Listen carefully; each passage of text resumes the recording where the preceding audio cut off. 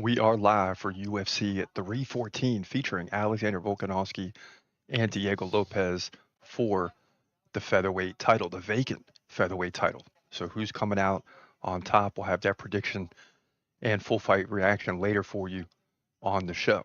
Also, in the co-main event, it doesn't get any better than this. Which way will the crowd go? That's my big question on this fight. Michael Chandler versus Patty, the baddie, Pimblett. There's going to be fans on both sides of this one. Also, next up in fight 3, Yair Rodriguez taking on the newcomer. Not newcomer to MMA, but newcomer to the UFC, Patricio Pitbull. What a fight that's going to be. So you got 3 big-time fights. You're not going to want to miss this. Stay tuned. This is all coming up next. Broadcasting live from an undisclosed location. This is the TCMMA podcast with your host, Chris Cross. Whoa!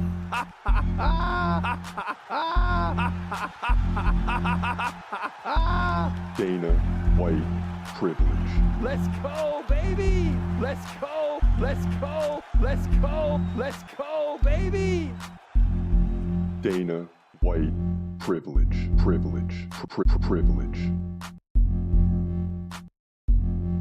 What up, what up? This is your boy Chris Cross checking in. This is the TC MMA podcast, and we could not wait to get here. UFC 314, the big 3. And first up, as you heard in the intro, Yair Rodriguez versus Patricio Pitbull, former Bellator champion. It's about to go down. Both guys are in the octagon right now. And Pitbull with an impressive record coming into his UFC debut. I mean, the guy's 36-7. Another Brazilian on this card. They've had a very good night. Yair Rodriguez from Mexico. He's 20-5. And this is intriguing because when I was young, very, 8, 10 years old, something like that. Don't really remember the age, but I was young. Went to a Mexico versus Brazil soccer game and just fell in love with the culture. So I could tell you right now, in Miami, Mexico versus Brazil, this fight is highly, highly anticipated. And you got Mexicans and Brazilians deep in the crowd tonight with Trump sitting in the front row. So he's just a spectator for this fight. And, I don't know a lot about Pitbull. I don't watch Bellator, right? I should have, but I didn't. This guy is solid, dude. This guy is solid as a rock. Now he's 6 inches shorter, too. 5'11 versus 5'5. So, and he's taking on a very tough opponent in Yair Rodriguez. So you got a Bellator champion taking on a number 5 contender. When Michael Chandler came into the UFC, I think the first fight was Dan Hooker, if I'm not mistaken. He beat him. So it's not to say that Pitbull can't win this fight. We just believe that Yair has way too much UFC experience, and that's a key. UFC experience in this one to lose. So we'll see if our prediction holds true, because it's about to go down. Excuse me. There he is, Yair, baby. Got to root for Mexico in this one. And a lot of times when we go against Brazil, we pay for it, so we'll see. So let's tune this thing up. Here we go, full fight reaction. Yair Rodriguez versus Patricio Pitbull at UFC 314. It's going down. Both guys staring at each other from across the octagon, and here we go. This fight is underway. And Pitbull tatted on the back. Can't mistake his name. It's like it's like he's wearing a jersey. First 15 seconds gone, no action yet. Both these guys going to feel each other out. I mean, it's clear they respect their power. Both guys. And if you're Yair, I mean, you surely had to get a hold of film of Pitbull. You've had to study him.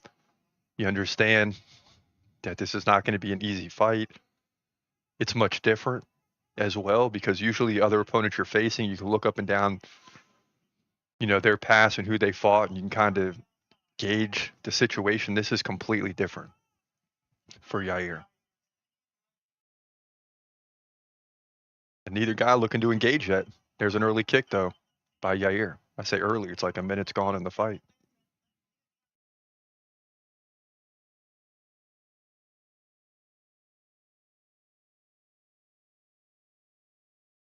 Both of them very calculated, too. I mean, and that's the reason why we're not seeing much action yet. It'll pick up. As that clock runs, the pressure mounts, right? And who's going to make the first move? That's the question.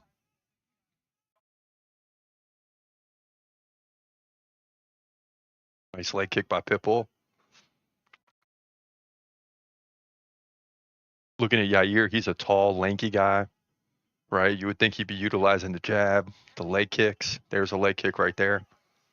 Pitbull's kind of, being shorter. He's kind of waiting for his opportunity.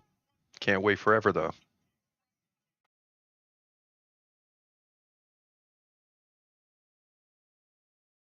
Both guys landing tap leg kicks.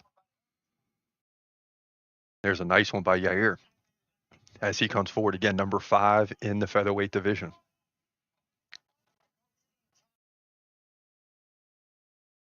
Featherweight's been a top priority tonight. Of course, we're going to see later in the show Volkanovski versus Lopes for the vacant belt. But a lot of fights tonight with big implications.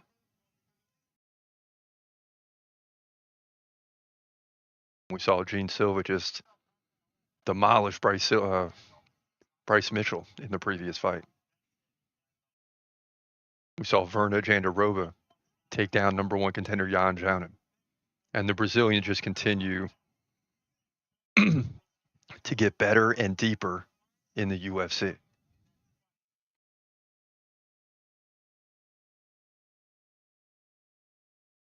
So far, a very tough fight to comment on. I mean, it's 4-2 in significant strikes. Certainly not a candidate for fight of the night. Either someone's getting finished or this is headed to a very boring fight.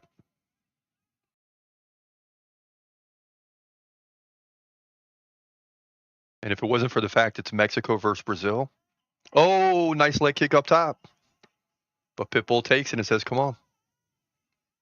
And if it wasn't for the fact that it's Mexico versus Brazil, the fans would be going crazy right now. They'd be booing. But just too many fans on each side wanting to see what's going to happen. But they won't be patient for long. Pitbull comes in, look for the takedown. Right away, though, Yair digs the underhooks, and he lands a knee to the body. Ooh. Takedown attempt by Pitbull, no good. And there's the power from Pitbull, left and right combo. Okay.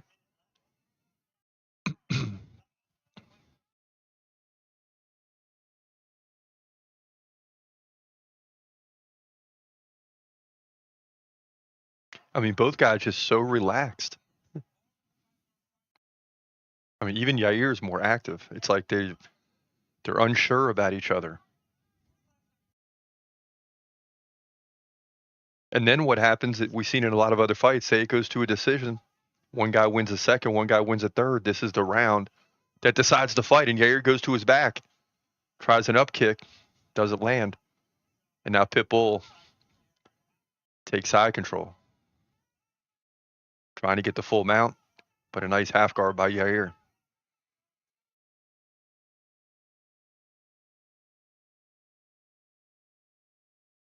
Got a potential triangle here, but I don't think there's enough time. 15 seconds left in a round.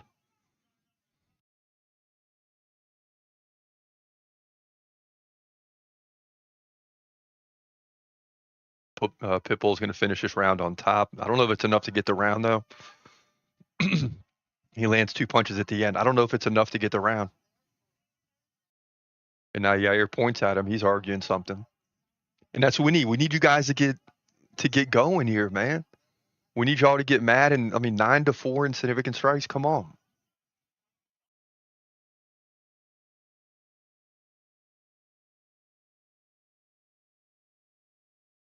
And I'm telling you guys, I know this crowd real well. I grew up down there. Okay. Been to Miami Dolphins games, been to soccer games, Miami Heat, Florida Panthers, Miami Marlins, all that. And Mexican and Brazilian fans are deep in Miami, and they would be booing like crazy if this was anyone else fighting. I'm just telling you. But because of the dynamics, they're giving him time. Everybody knows his fight's going to pick up.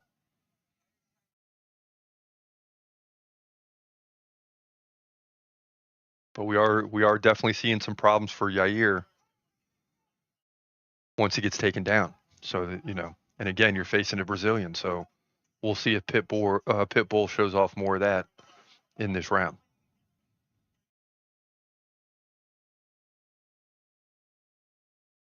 Both guys touch gloves, and here we go. Round 2 underway. Not a lot of action yet.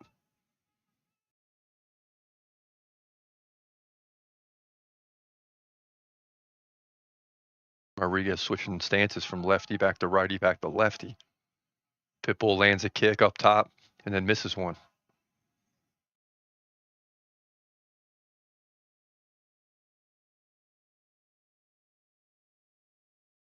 And if this thing don't pick up, this is the type of fight that Dana White is going to just absolutely rail on. Right? You're expecting a big debut from Pitbull, win or lose, something's going to happen. And it's just starting off very slow.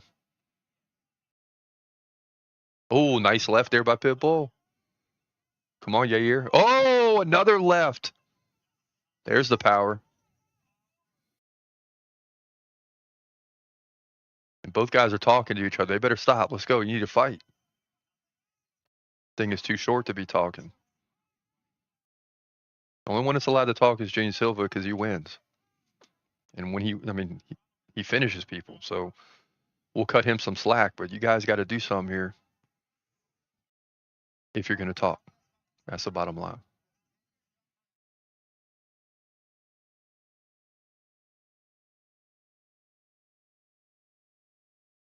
And Yair's leading in significant strikes. Total strikes is 28-11. Yair right now. It does not seem like it at all. Now, when you watch Pitbull, he's not throwing or landing very much, but when he lands, the power is there. Very tough fight to judge right now.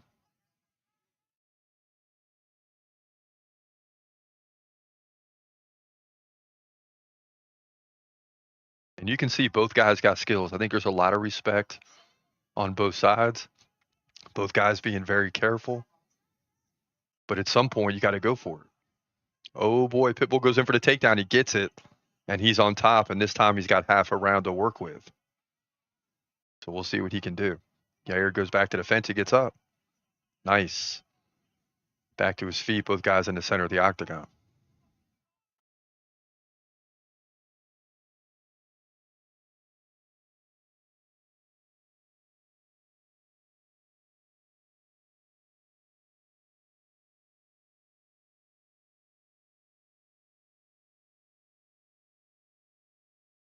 We'll see who makes a move first, Yair, with a right-left combo. But few and far between, for sure. And you can tell Pitbull has some skills. I'm not impressed yet. Now, listen, at any time he can land a KO or get a submission, something like that, I might have to change my opinion. But right now, it's looking very, very boring between these two.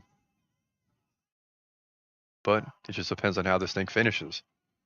And Yair with a kick up top, partially blocked by Pitbull, and another one partially blocked.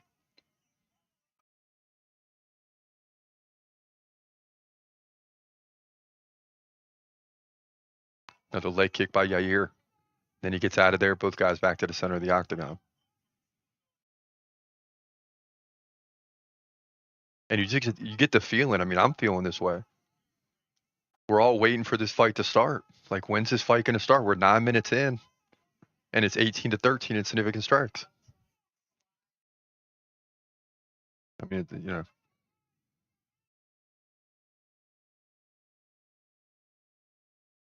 Both guys just being extra, extra careful. And for one, it'll be a winning strategy. And for the other, it'll be an absolutely terrible strategy. They'll go back and look at the tape and think I should have been way more aggressive in that fight. Pitbull goes in for another takedown, 35 seconds left in a round. And you might have it. Yeah, you're fighting it off, trying to dig the underhooks. He can't get him. And now he's trying to block The knee attempt, 20 seconds left in a round. And now you can hear the fans getting a little restless.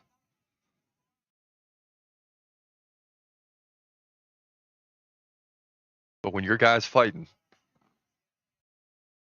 you're more nervous than you are booing. And a nice takedown by Yair at the end of the round. And oh boy, I don't know. I don't know. This is going to be a tough fight to judge. Round 2 is over. Total strikes 44-18 for Yair. 23-14 in significant strikes. Head strikes for Pitbull 7-6. So think about that. You got 13 total head strikes in 10 minutes. So not much happening here. But luckily, if this thing finishes this way, at least we got 2 other big fights that I just don't see a possibility of being a letdown. Right? Michael Chandler, Paddy Pimblett, and then you got the title on the line in the main event for the featherweight title.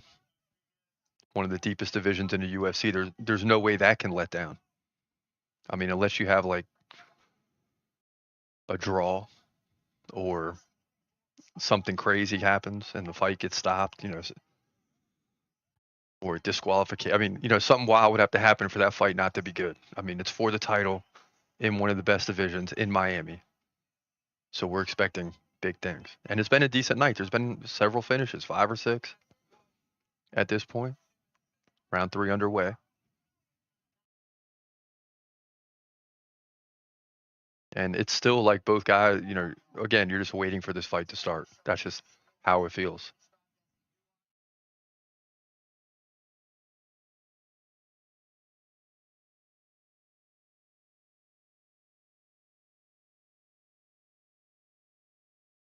Pitbull pressing forward. But he's really struggling with the reach disadvantage, the height disadvantage. He's 6 inches shorter. Yair is a very agile featherweight. And Yair's just playing it safe. I mean, he's doing what he has to do to win, you would think. Who knows how the judges are seeing it, though, because neither guy's doing enough. But Yair's still leading 25-15 in significant strikes. The head strikes are the problem.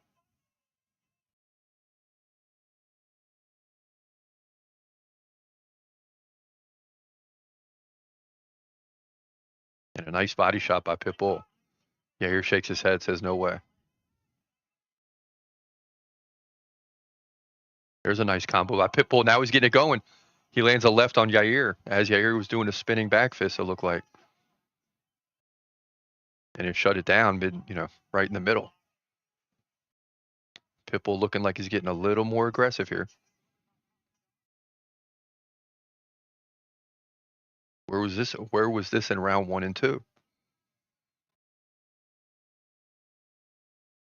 And a big deep breath by Pitbull, so he's starting to feel it a little bit.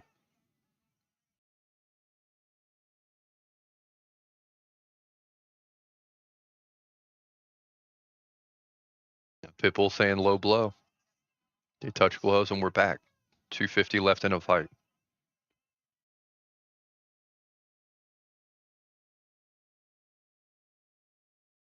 Fans beginning to cheer a little bit. Every time they try, something happens. Oh, a big right by Yair. Drops Pitbull, and now he's on top trying to pound away. Pitbull trying to hold on. And Yair's trying to separate. And this is big for Yair.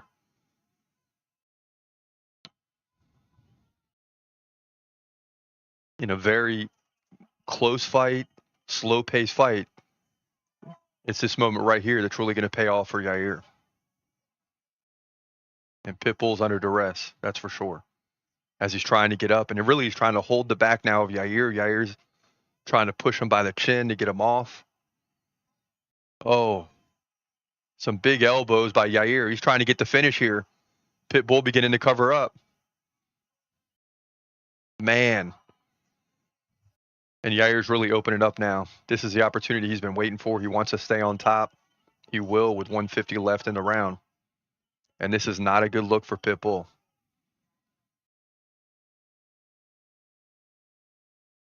And he's going to watch this film and wish he would have started earlier in the fight.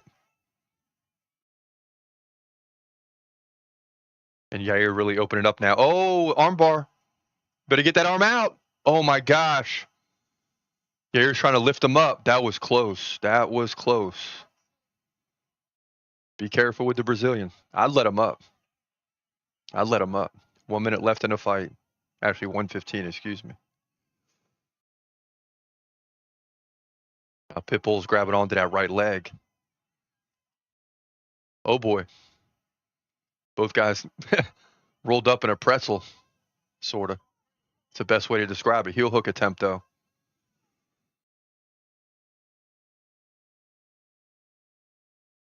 And I don't think he has it. Both guys got each other's legs. They're both trying to get some type of submission here. 45 seconds left. And they might be stuck here for the remainder of the fight. Now Yair gets his left leg out. He's got to hold of Pitbull's left leg. Oh, boy. Oh, boy. And Pitbull gets out. Under 30 seconds. He's got to go to work now. He needs something big. He needs something big. Crowd going crazy, and I'm sure the Mexicans are getting off right now. And Yair putting his hands up. And I think he gets his round regardless. And Yair's probably going to win this fight. Not probably, he should. And that'll do it. Wow. And Yair looks pumped. Pitbull looks dejected. He never really got started. Total strike 75-32. All for Yair as we go through these. Significant strikes 48-23. Doubled them up. 23-14 in head strikes. 13-2 in body strikes. 12-7 in leg strikes. And just dominated them. Both guys had one takedown. Yair had 1:43 of control. Just 103 for Pitbull. So breaking this down for you because the bottom line is Yair should get the win here.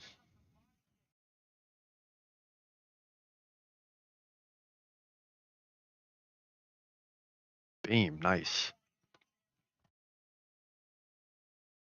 Here's a knockdown. Boom. Yeah. Pitbull never saw it coming. He was coming over the top with a left and took a right. Beam. And someone said to me in the comments this week, you can't just discount Bellator champions. And no, you can't. But this is the UFC. You understand what I'm saying? This is the UFC.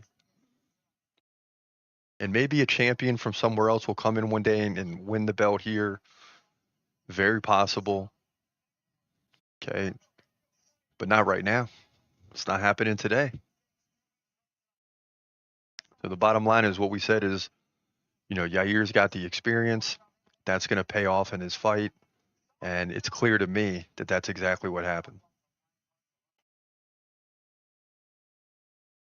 And as the fight's going down, it looks like neither guy got started, but then Yair kept continually picking up the pace and just pulled away here in this one.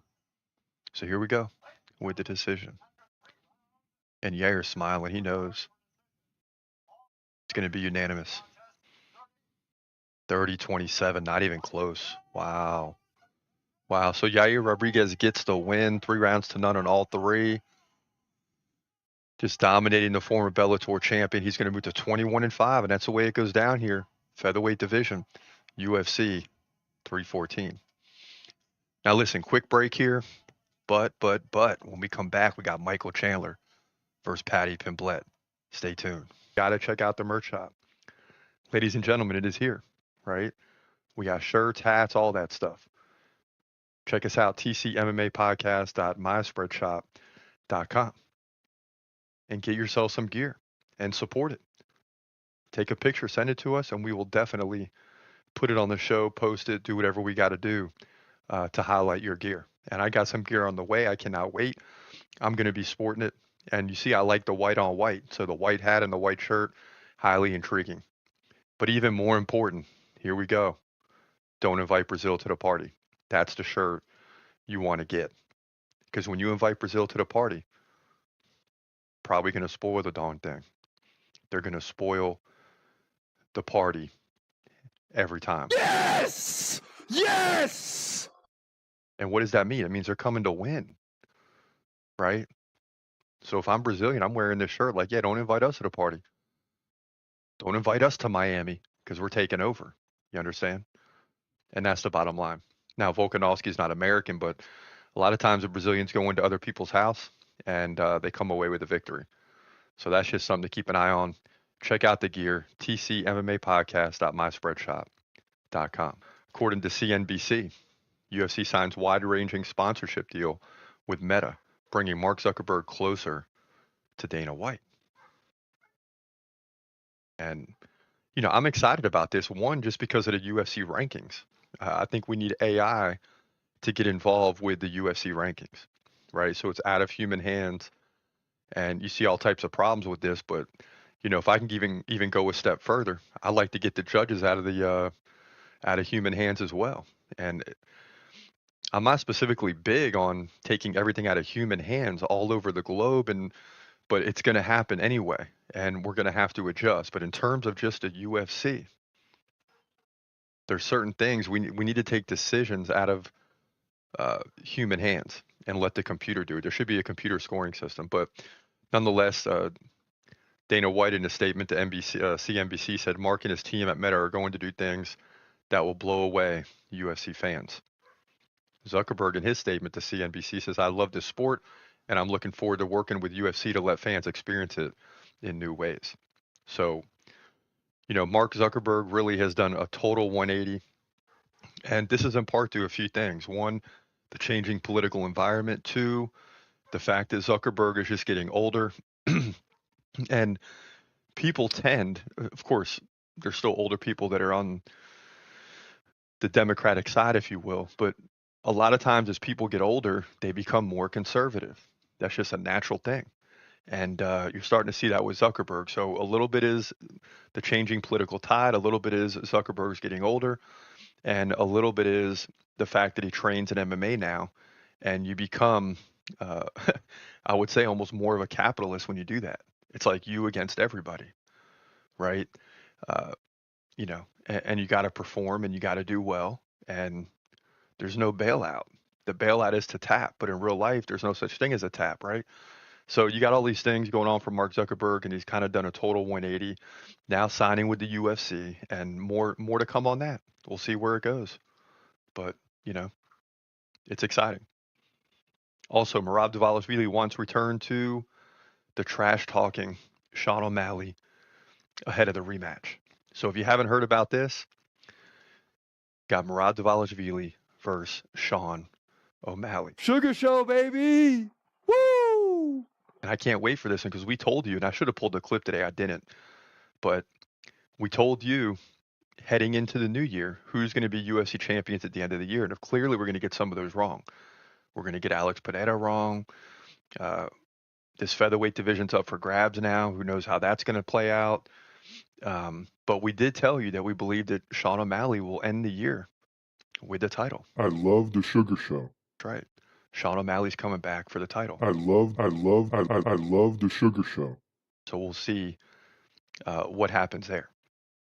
But highly intriguing fight, Dvalishvili versus O'Malley, the rematch. And Dvalishvili is just basically saying on Instagram, cut it out. Go back to the trash talk. I need to be mad at you again. It's always easier to be mad at your opponent going into the fight, right? It causes you to focus, hone in a little better, and we'll see if O'Malley gives it to him or if O'Malley is older now, only by a year or two, right? But just over his span in the UFC, if he's kind of calming down and he's not going to play those games and he's going to get really focused for the fight. Because I think for Merab, if O'Malley's talking trash, he's not focused. He kind of equates those two things. Moving forward, UFC feud between Topuria and ex-champ Charles Oliveira escalates with latest comments. On the Ariel Helwani show, Oliveira said, but I have firepower in my wrist, and I'm really focused on the belt itself. It's not about who is going. It's not about who it's going to be on my way, but getting the belt. He's just trying to dig out a fight. He's saying a lot of crap. I really respect his fights, the way he's come up and everything. But he's very disrespectful now and is saying a lot of things that he shouldn't. So, okay, you have this feud going on. Who really cares? I'm trying to figure out. And then last night, if you didn't hear this, a Spanish broadcast, if that's the correct way to interpret it, but the Hispanic broadcast basically said that this fight is official and the UFC had to walk it back. So they kind of leaked this thing. And with all this going on, I'm wondering, like, why does Topuria have to fight Charles Oliveira? Why doesn't he just get to fight Makhachev? Clearly one of the top fighters in the world right now. And I just hate all these delay games when you already, not that you know what's going to happen. It's not that Charles Oliveira can't beat Topuria. He probably could. But Topuria has done enough to fight for the belt. They both beat Volkanovski and beat him. Beat him. And they should be fighting for the lightweight title. That's the bottom line. Now, last night at UFC Vegas 105, working our way back for a moment, and speaking to Facebook while we're here, pros reacted to bizarre scorecard in one of the fights last night featuring Torres Finet. Even saying fire that judge on sight. See, the UFC brought a boxing judge into MMA. And Torres Finet dominated the whole fight on the ground. He didn't do much there, but clearly won the fight, like 2-1 at worst, if not 3-0. And you had the judge go 3-0 the other way. Because he's just taken out the whole ground game and just focusing on strikes. And then the other fighter, he gave the victory to in every round. See, this is the problem with humans judging fights, especially in the UFC. Boxing is a little different because it's stretched out over 8, 10, 12, and the old day 15 rounds, less likely to have mistakes made, right? Maybe there's a bad round in here or there where the judges disagree, but over the long 10 rounds, it's going to work itself out, more times than it would in the UFC. When you have 3 rounds, we need a scoring system, man. If a judge has one bad round, it could cost a guy a fight, and it happens all the time. Instead, we got strikes, we got takedowns, we got control time, we got head strikes, body strikes, leg strikes, total strikes, takedown defense. There's all types of ways they could set up a scoring system like a football game or basketball game, and we can kind of see things winding down. It would take away the energy post-fight, when it's like and new or and still champion, but it would be more like a game where you can see this clock ticking down and you can see the score like dead even and something's got to happen here. And both guys are throwing down at the end to try to get their points up. And then bam, at the end, we know who won the fight. That's kind of what we need. Now, as we jump into the co-main, this is a big one, ladies and gentlemen. Michael Chandler versus Paddy the Baddy Pimblett. Oh, Patty the Batty. Which way? This is what I'm really intrigued with this matchup. As these guys are walking out to the fight, which way is the crowd going to go? Because Michael Chandler's, American. Paddy Pimblett is the new rising superstar. You're going to have some other fights where it's like USA versus Brazil, which honestly in Miami is going to be nuts. Because you have American fans, you have a big Hispanic, especially Brazilian population, and the place is going to be wild. It's going to be absolutely wild.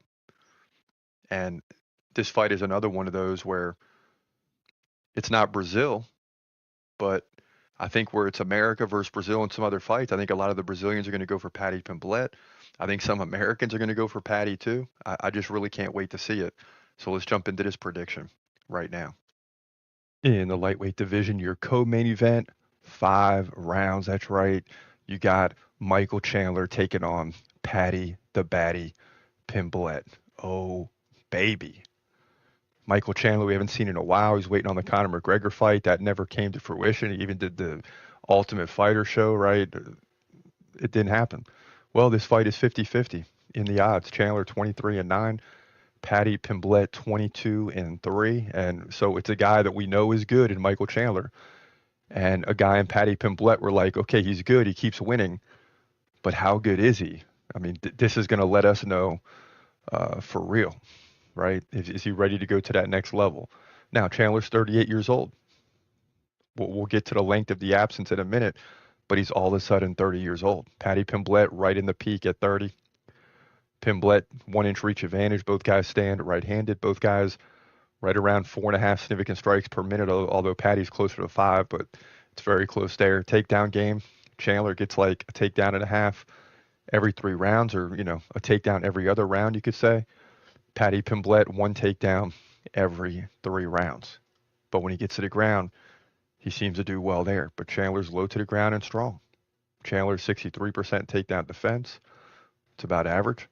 Lost to Charles Oliveira the last time out in 2024, November of 2024. Okay, I forgot about that fight, actually. Yeah, so he lost against Charles Oliveira a few months back. I forgot about that. But before that, it was a 2-year absence, over 2 years, back to November 12, 2022, when he lost to Dustin Poirier. So Chandler hasn't won since a big win. I say big win, but not really. A second-round KO over Tony Ferguson. People are going to dismiss that quick for obvious reasons. He lost to Justin Gaethje by decision and Charles Oliveira by second-round KO, and that was for the title. So that may very well be Michael Chandler's height, the height of his career, in terms of reaching that title fight in the UFC, coming from Bellator, losing that fight. And since then, he's lost 3 of the last 4. Tony Ferguson barely counts at this point. No disrespect to Tony Ferguson, just getting older. Paddy Pimblett, 52% takedown defense, coming off the win over King Green by submission. Tony Ferguson, decision. Jared Gordon, decision. Jordan Levitt, submission. Kazula Vargas, submission. And Luigi Vendramini by first-round KO. So he's doing what he's supposed to do. But you can't look up and down these 6 wins and say anyone is even close to Michael Chandler's level. Now, King Green, a.k.a. Bobby Green, formerly known as, right, has the ability to land KO punches at any time. He's a solid fighter, but others have beat him. Other fighters have beat him. So you can't count that as a huge victory or a victory on the level of Michael Chandler. So there's a big what if here, or the unknown, I guess you could say, in USA versus England. But I'm going to lean towards Paddy Pimblett because it's close, and because, honestly, when it's a coin flip, if you got Brazil in the fight, it makes it easy. I'm going with Brazil. If it's a coin flip and I like one fighter better than the other, in this case, I like Paddy Pimblett more than Michael Chandler. And Michael Chandler is getting old. I don't see him competing for a title or having a chance to win it, but I do see Paddy Pimblett with a chance to win it. So I'm hoping that Paddy Pimblett wins this fight. And I'm letting you know that I feel this way because I do believe the odds are right. It's going to be a coin flip. I mean, this thing can go either way because of the unknown with Paddy Pimblett, but I think he's going to get the job done. I think the 5 rounds, well, it could hurt Paddy too, but I think it will help him in case he gets down 2-1 after 3, because I think the first 3 rounds are going to be tough. But where Chandler's getting older, I think he's going to slow down at some point. Paddy's not.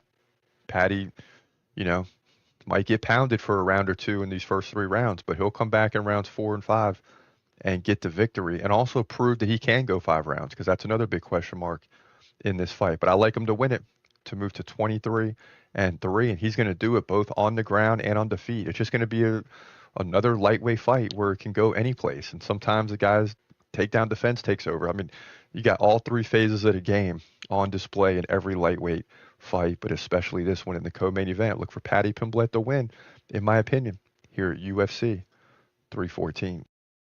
Yeah, so we're going with Paddy Pimblett. Chandler's a good fighter, but a little bit of this pick too is hope. I hope Paddy Pimblett wins. So you got to be honest about that. I hope Paddy Pimblett wins for the future. I think Michael Chandler's getting older, a step slower, but still capable of winning the fight. That's for sure.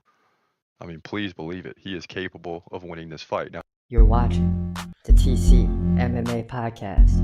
And now, back to your host, Chris Cross.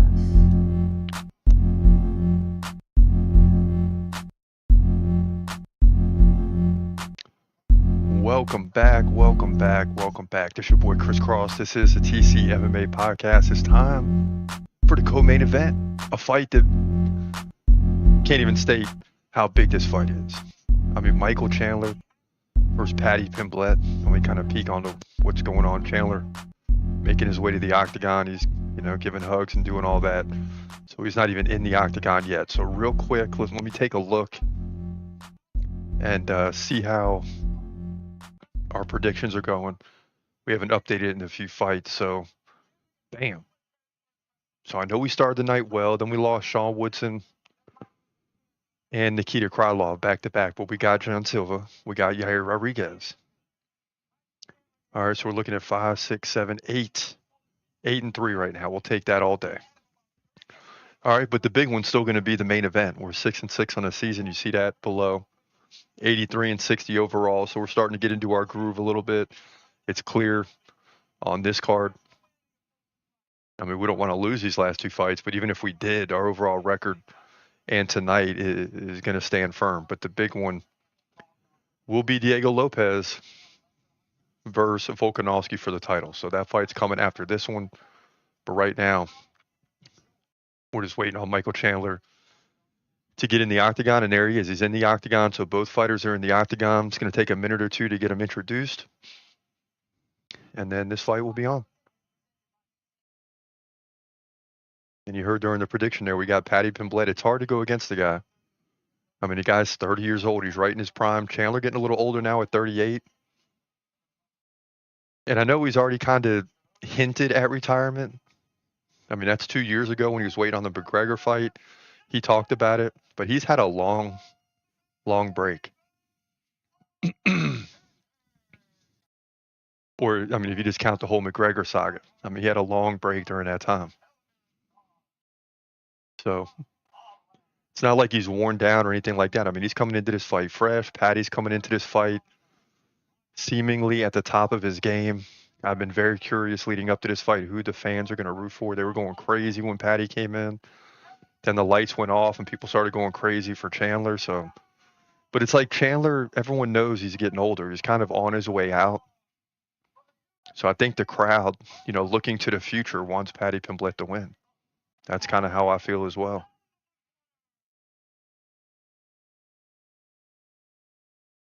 Again, Paddy Pimblett from Liverpool, or fighting out of Liverpool, England, 22-3. Ridiculous.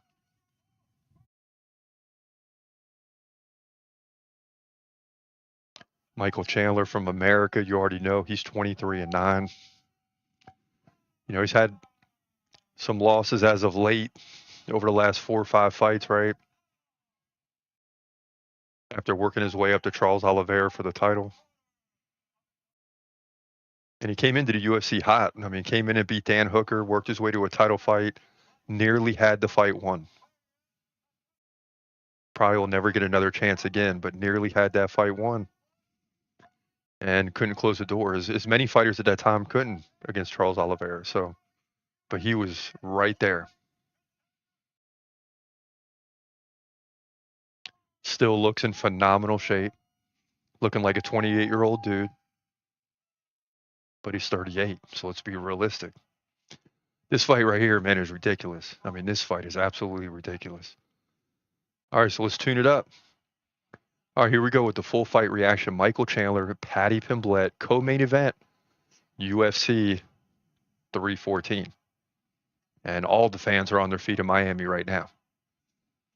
And Paddy Pimblett looks serious. He doesn't look like the little kid anymore. He just looks older and more focused. This is a 5-round fight. And we'll see how these guys approach this first round. This fight's underway. Paddy in the orange shorts. It's different. Chandler already short, but he's low to the ground. You know how he fights. He's got that wide stance, wide base. And yeah, Paddy's already attacking the legs. Very smart against that wide base.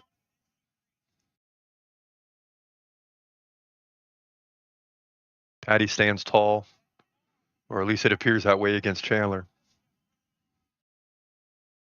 And a leg kick to the body for Pimblett. And you can already see when Chandler gets low and presses forward, Paddy backs off.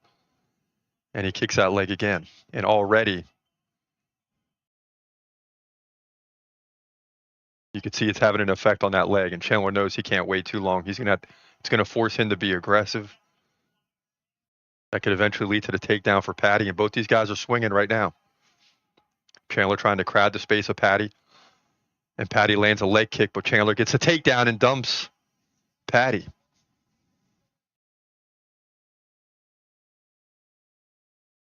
But Patty normally feels comfortable on the ground, very good on the ground. But when you're dealing with a guy like Chandler, that's a problem. Now the USA chants start.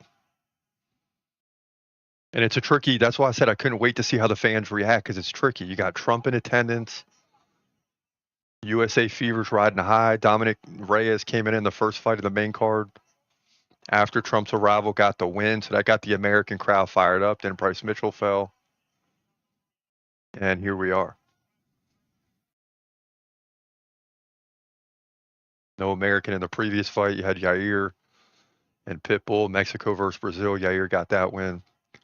Patty's now working his way back to his feet. He's kind of slowly working out of this. Oh, and now he's landed some elbows on Chandler, who then puts his head behind the back of Patty. So he still has the back. Patty's in a lunge. He's trying to get the hands separated, which he's doing a good job of here. Chandler's barely holding on. And Patty's back up. Chandler's trying to lift him, but he's got the leg wrapped around to prevent it. And good work here by Chandler. Some big shots there by Chandler. Patty working his way back up against the fence. So Patty's, slowly getting his way back to his feet. He's taking his time.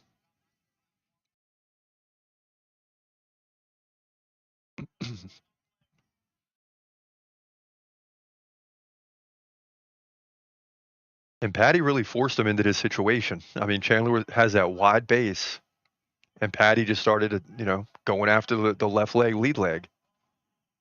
Uh-oh. Patty's got the legs wrapped around the back. But now he finds Chandler on top of him. Patty's got all types of submissions. Now he gets loose, and they're back to their feet. And if you're Patty, you want to go right back to work on that leg, because Chandler does not like that at all. There's a big right by Patty. The power looks different, too, for Patty. A lot like Chase Hooper. As he gets older, he's just looking stronger.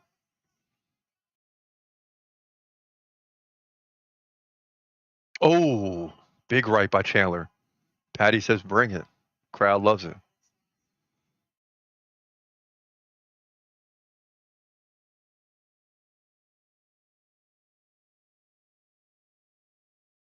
And see, Patty can go at this pace all night long. Chandler, I don't know. Chandler's already breathing hard.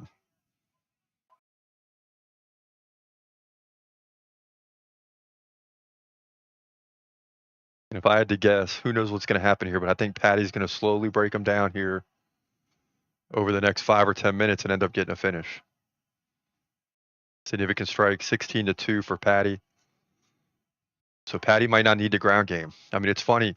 Patty's so good on the ground, but Chandler with a big left, though.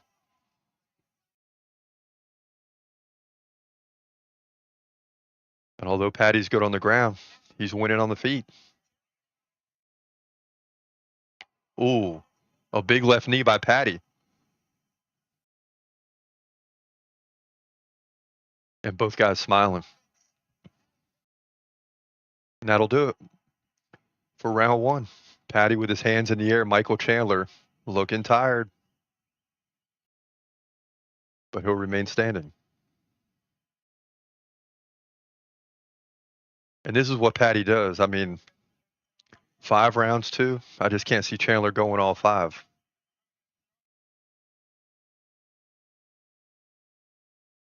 Chandler's corner saying, don't stay in front of him. Move side to side. So they know he's getting beat on the feet. I mean, it's 22-4 in significant strikes. 29-7 in total strikes. So Patty doing his thing. And an interesting fight, probably 2 or 3 years from now, as Chase Hooper gets a little older, will be Patty and Chase. I mean, that's 2 guys very versatile on the feet and on the ground. Patty really good on the ground, but is Chase Hooper better on the ground? I don't know. It's close. But I give the edge to Chase Hooper on that. Here we go, round 2. Chandler skipping his way to the center of the octagon. They touch gloves. And Chandler looks rejuvenated here early in round 2.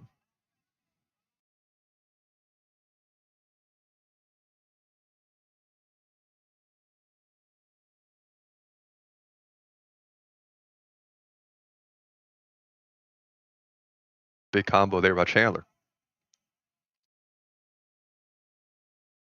And Patty's really surprising me on the feet. I think 2 or 3 years ago, this would have been a tough fight for him. Now, all of a sudden, he's looking impressive on the feet. There's no question about it.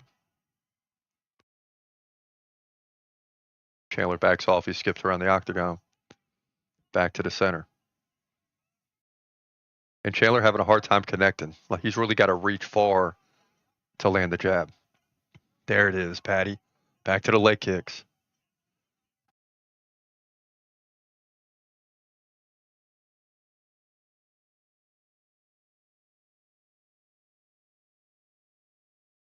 And he's keeping Chandler totally off guard with those leg kicks. I mean, it's just causing major problems for Michael Chandler. The crowd beginning to chant, "Let's go, Patty." The USA chants are diminished now. I think even the people chanting USA are chanting, "Let's go, Patty." So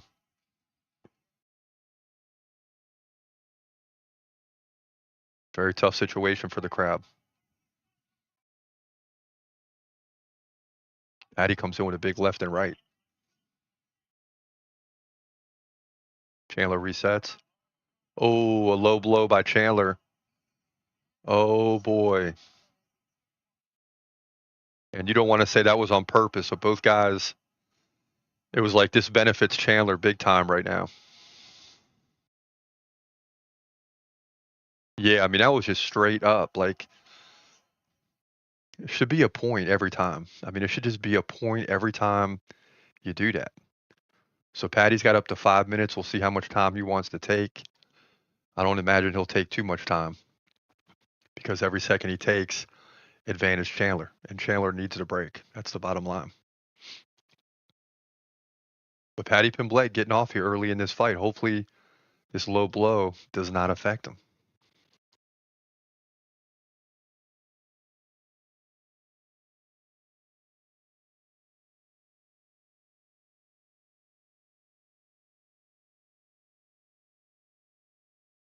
And he's still taking a moment here, so obviously causing him problems.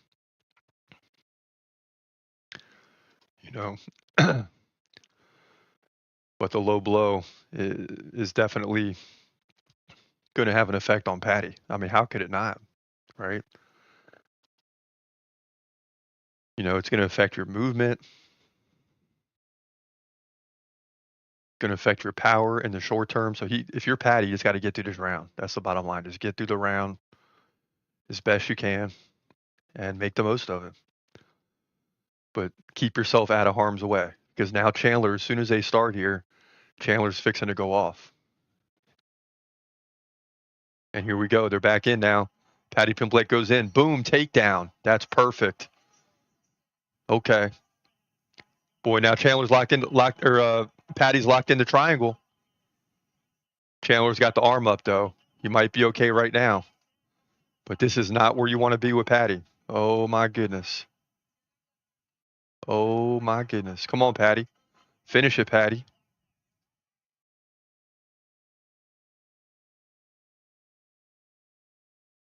Now Chandler's kind of worked to the side a little bit, so he's out of harm's way for the moment.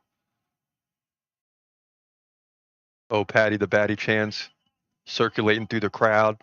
Patty's trying to get the full mount. If he does, that's going to be trouble for Chandler. He's still got the triangle established with the left hand.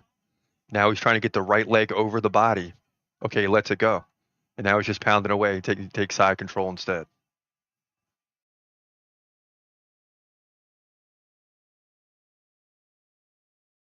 But when Chandler tries to get to the feet, gives up the back, that's not good. There's a minute left here.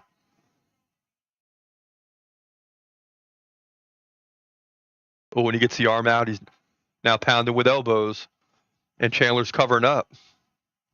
And Patty's just opening up. It forces Chandler to go to his, gives up the back. Here goes Patty. Man, 40 seconds left. I don't know if it's going to be close. Chandler's so good at wrist control. Patty with the body lock.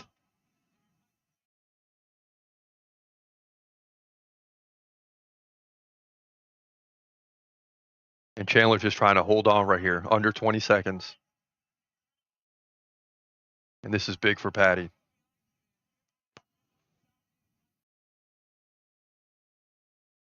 And it's hard to see a guy just dominate Michael Chandler on the ground.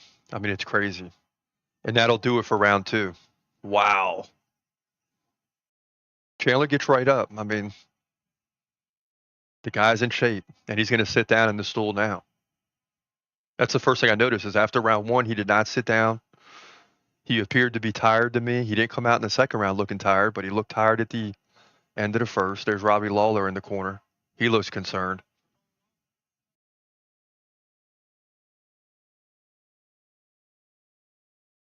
Yeah, and he's saying Patty's so far away. And that's the problem with fighting Paddy Pimblett. He's taller. Obviously, Chandler's short. He's lanky. He's so good at keeping the distance and still landing the jab, the leg kick. And really, that's why in the first round, I mean, Chandler did get the takedown with about 2 minutes of control. But he was kind of forced to do that. And that's not really where you want to be with Patty, is on the ground. But he was forced to just go in and be aggressive because he cannot find the perfect spacing with Patty. Patty's just too far away from him, keeping the distance, and causing Michael Chandler all types of problems. Now Michael Chandler's pacing. And again, now they got the talent. Come on, guys. Come on. You're giving Michael Chandler too much time here. It's happening. Here we go, round 3. And a little delay as Chandler's corner spilled some water. You know. I mean, listen, the guy's 38. You got to take advantage of everything you can. Every second matters. Oh, a big knee by Patty. And Chandler's on the run. Oh, boy. And Patty's feeling it now. Chandler's on the run. Patty comes in with a jumping leg kick, and he better be careful, too, because Chandler comes back with a right. And this is when Chandler could get mad. He's talking. But Patty's opening up with a big right left. You just got to be careful here. Yep. Now he's looking to take down Chandler. He takes the back. Dumps Chandler. Wow, dude. Wow.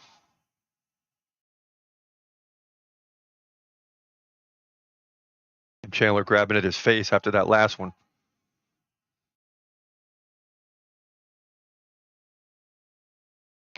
And most guys, Patty would have just finished. Michael Chandler's so tough, especially at stopping his submissions.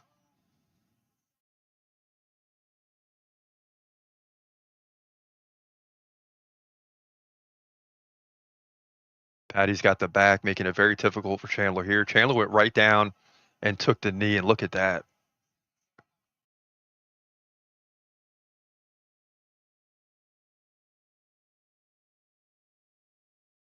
And these guys get cleaned up in the corner well in between rounds. But if you're Chandler, you got to be thinking, I got 3 minutes and 20 seconds left in this fight because the doctor's definitely coming in. And Patty's got 3 minutes to work on it.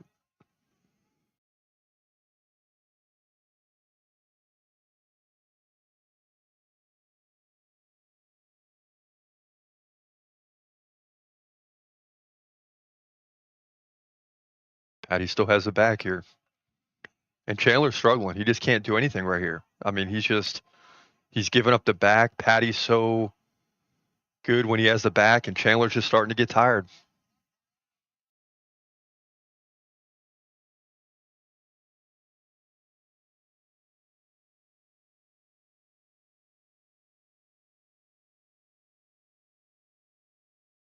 And man, this is a lot like Khabib versus McGregor round 4 when Khabib got the finish. And Chandler's starting to get tired here. Patty's just opening up. Now Patty trying to get underneath, but again, Chandler's so good about keeping the chin down and extending this fight. But the ref's got to be looking at it here. I mean, the doctor's coming in 2 minutes regardless. But the ref's really taking a look at it here. And he's close. And Chandler's covering up. The ref keeps coming in and going out. More elbows here by Patty. The ref's looking at it, and that's it. Patty wins, baby. Let's go. Let's go, baby. This dude is bad, bro. This dude is bad. Hey. Woo-hoo-hoo. Just dominated Chandler physically. Just dominated Michael Chandler. Wow.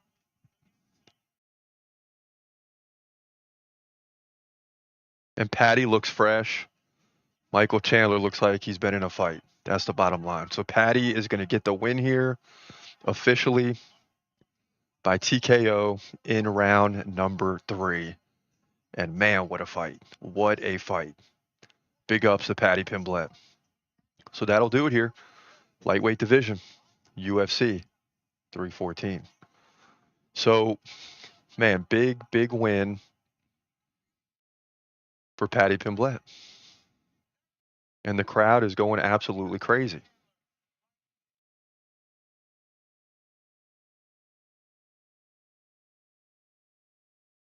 And when he landed that knee, that flying knee, it was over right then. It was really just a matter of time.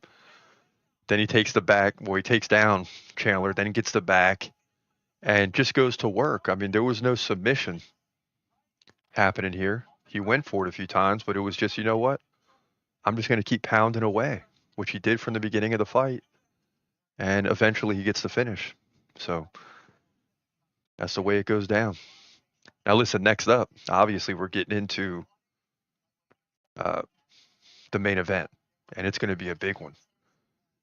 Volkanovski versus Diego Lopes. Someone seemingly is walking away with the title. Unless we have another Magomed Ankalaev and Jan Blachowicz. Hopefully that doesn't happen. But listen, we're hoping for good things. All right, so stay tuned. We'll be right back after this break for the main event and the featherweight title fight. Stay tuned. Got to check out the merch shop. Ladies and gentlemen, it is here, right? We got shirts, hats, all that stuff. Check us out, tcmmapodcast.myspreadshop.com, and get yourself some gear and support it. Take a picture, send it to us, and we will definitely put it on the show, post it, do whatever we got to do to highlight your gear. And I got some gear on the way. I cannot wait. I'm going to be sporting it. And you see, I like the white on white. So the white hat and the white shirt, highly intriguing. But even more important, here we go. Don't invite Brazil to the party. That's the shirt you want to get. Because when you invite Brazil to the party, probably going to spoil the darn thing. They're going to spoil the party every time. Yes! Yes! And what does that mean? It means they're coming to win, right? So if I'm Brazilian, I'm wearing this shirt like, yeah, don't invite us to the party. Don't invite us to Miami because we're taking over. You understand? And that's the bottom line. Now, Volkanovski's not American, but a lot of times the Brazilians go into other people's house and they come away with a victory. So that's just something to keep an eye on. Check out the gear, tcmmapodcast.myspreadshop.com. Jacqueline Robinson says, I keep telling people Diego is too fast for Volk. Okay, here you go. The boy can rumble. Yep, and I agree. And I hope that he's too fast for Volk, because then it makes the prediction easier. He leads in significant strikes. He does all that, and he easily wins 3 rounds out of 5, 3 rounds to 2. Bongan says, plus he's younger, hungrier, and I believe stronger. And all these are going to be factors in this fight, because it appears that right now Volkanovski is slowing down. Chobi says Michael Chandler is just an action fighter now. Too old, also a cheater, too. So the fans will be rooting for Patty. Yeah, I believe that. I believe the fans are going to be rooting for Patty, even against the American, and that's because there's going to be so many other nationalities in this fight that it's not going to be overwhelmingly American, especially in Miami. Please believe it. And I love it. Jason Ferguson says about Trayshawn Gore, what no one else seems to mention is that Trayshawn Gore changed camps and management. He now lives in Arizona and is cornered by Jonathan Crouch and Ben Henderson of MMA Lab. And that always means something. Look at Hamzat Chimaev changing camps. Sometimes these things are for the better. It's better for Hamza because instead of being in a camp where everyone's telling you what you want to hear, which could be bad for you, got a new management saying, no, you need to slow down. Nope, you need to do this. Nope, you need to take a day off. Right? Not necessarily what you want to hear, but what's better for you. And that's very important when it comes to who is managing you. You're not in control of yourself. Your management team is the one that's going to push you the right way and back off when it's time to back off. And that could be big for Trayshawn Gore. In terms of Jones versus Aspinall, Windu says Tom Aspinall will win via TKO. I hope so. Well, I don't hope so. But wouldn't that be amazing if John Jones fell by TKO? And we've seen John Jones duck a lot of people, still fight him and win. So, we'll see. At Sugarape says, how's he going to fight? Speaking of McGregor, how's he going to fight with all the Coca-Cola in his system, let alone everything else?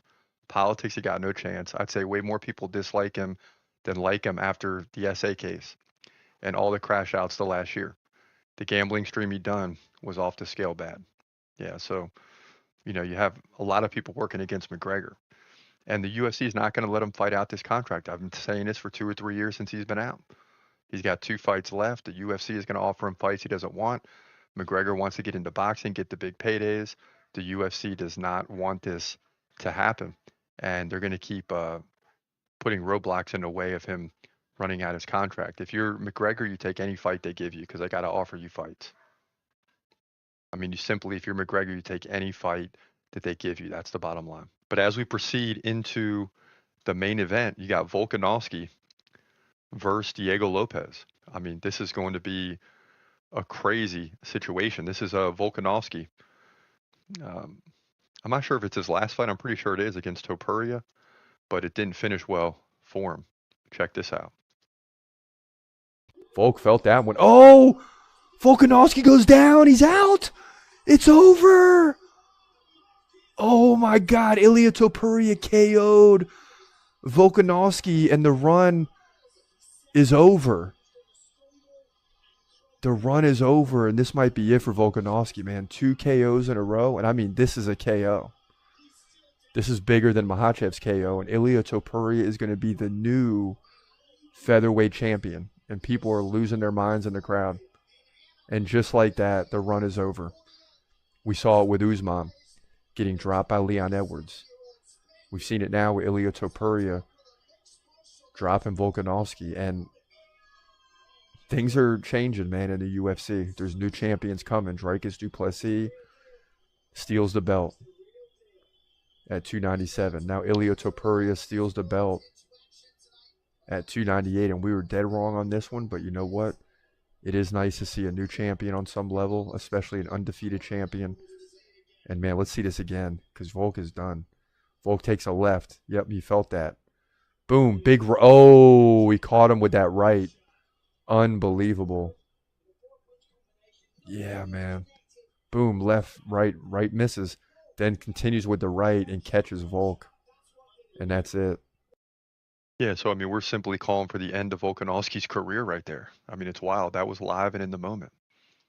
But apparently he's not done. He gets another title shot. I mean, that's how Volk runs it. That's how he does it. Here's Diego Lopes KOing Sadiq Youssef, which at the time was a huge, huge win. And Lopez landed some shots now. He's starting to pick up the pace. And it's clear the feeling out period is over. Oh, big uppercut by Lopez. Oh, my goodness. Youssef's in trouble here. And we're only 1 minute in, and Youssef's in trouble already. And look at these moves by Lopez on the ground. And now he's going to try to get side control, maybe a full mount. And he won't be able to get it. Now they're going to stand back to their feet. All right, so everything slows down for a second. Goodness. And all these... Oh, Youssef goes down again. And now Lopez is in a full mount. Mark Smith is taking a close look here. Yusuf gives up the back, and that's it. Mark Smith calls it pretty early, but rightfully so. And Diego Lopes is pumped up, and he's going to jump over the octagon and say what's up to Dana White. Mark Zuckerberg right there in the front row. Okay. Yeah, so I mean, got Volkanovski losing 2 in a row by KO, still fighting for the title. You got Diego Lopes beating everybody in his way, which means a lot. So how's this fight going to play out? Our record stands at 6-6. That's where we're at right now. I mean, we're standing at 6-6. This fight is very, very important. And, you know, we need it to come through. That's the bottom line. And on the dude list, we got Volkanovski ranked well above Diego Lopes. Will we stick with the script? Not necessarily. But let's jump into this prediction. A big prediction. We're going to be 7-6, or we're going to be heading into the bye week not doing very well. But here we go. Volkanovski versus Lopes. In the featherweight division for the featherweight division vacant title at UFC 314. You are hearing this right. You got Alexander Volkanovski taking on Diego Lopes. The title was vacated by Ilia Topuria, who's going to move up to the lightweight division. So take that all in, breathe for a minute.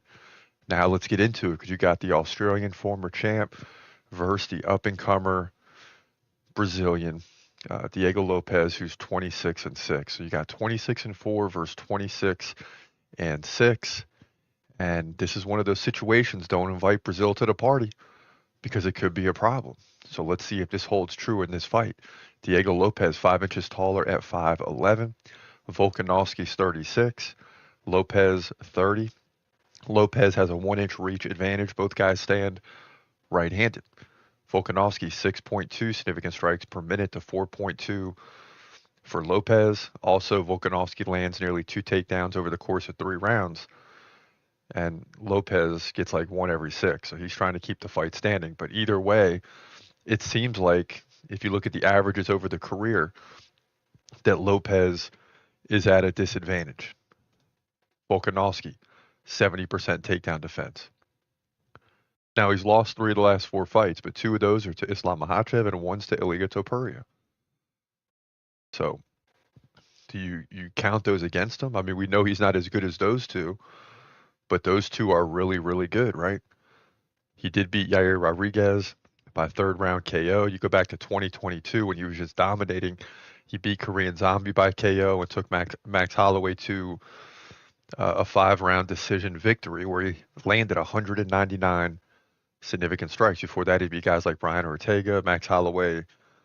You know, they fought several times. So you all know that. Diego Lopes, 52% takedown defense. That's going to be a problem. But the guy wins. He's won 5 in a row, beating Brian Ortega last time out by decision. 106 significant strikes with 1 takedown. Beat Dan Ige by decision. That was a little closer, 49-42 in significant strikes, 1 takedown to none.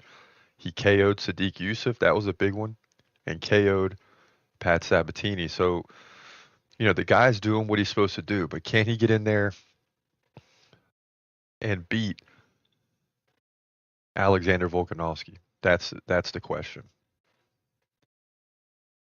And that question is going to be answered. Now, if you think Diego Lopes is going to win, then you have to believe that Volkanovski's 36-year-old, situation, the fact that he's getting older, is a major factor in this fight. Because if you look at the numbers, and Volkanovski's 32 right now instead of 36, Volkanovski wins this fight.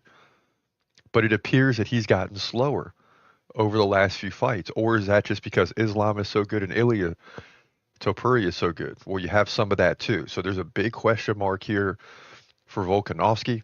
I can tell you that I think a lot of people are going to be rooting for Diego Lopes in this fight, just because if Volkanovski is the champ, we really know he's not the true champ because Topuria beat him, right? But he could still be the next best in this division. but the crowd is going to be supporting the Brazilian. This thing is in Miami, where I'm telling you there are a lot of Brazilians. Make no mistake about it. And don't invite Brazil to the party if you don't want them to wreck shop, especially for a title fight.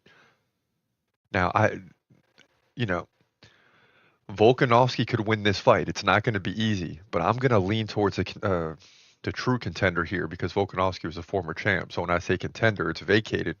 So they're both contenders, but in terms of a true contender, Diego Lopes is trending right now. He's perfectly right in the prime, right where he needs to be. And I'm going to lean towards him to win this fight, although I think it's going to be much closer than Volkanovski's last two fights against Topuria and Islam Makhachev. I think this thing may go the distance, or we get a late stoppage in rounds 4 or 5. But I don't see Volkanovski going down without a battle here. He's got a chance to win back the belt. Yeah, it's not against Topuria. Yeah, it's not a lightweight title against Islam, but he can at least salvage the career at this point.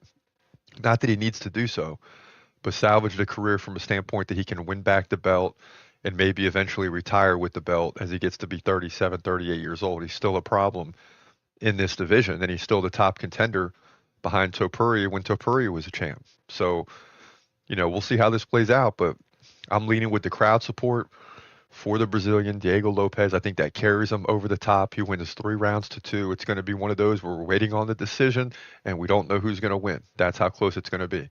But I like Diego Lopes to win 3 rounds to 2. Notice I'm not saying he's going to outstrike Volkanovski or have more takedowns, but he's going to win 3 rounds out of 5 or 3 rounds to 2 to capture the featherweight title here in the main event at UFC 314.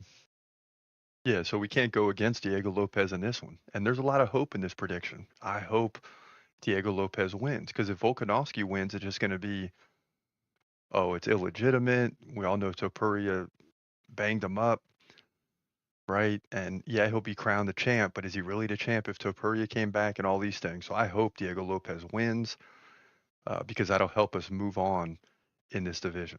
And that's just the way we see it going. But there's a lot of hope there. And I hope the Brazilian fans come out in droves and push him to victory, especially if we don't believe he's going to lead in significant strikes and takedowns. But I think the hope is, too, that he's quicker on the feet, which I think he might be. But I'm not totally convinced. We'll have to wait and see how this thing plays out. But, yeah, we'll take him to get the W. You're watching the TCMMA podcast. And now, back to your host, Chris Cross.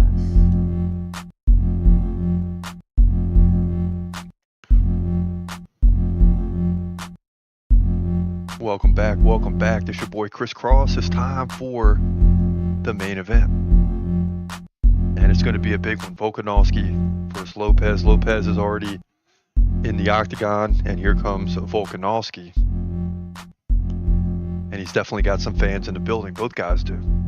I mean, Brazil wants to see the Brazilian win this fight. But Volkanovski has some fans too. So during the break, I'm jumping around going crazy because I'm freezing my tail off today. Right? Here it is April. The weather's supposed to be up.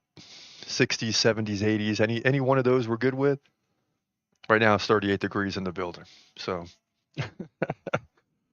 we just can't seem to get this winter over with. But nonetheless, we're going to make it through.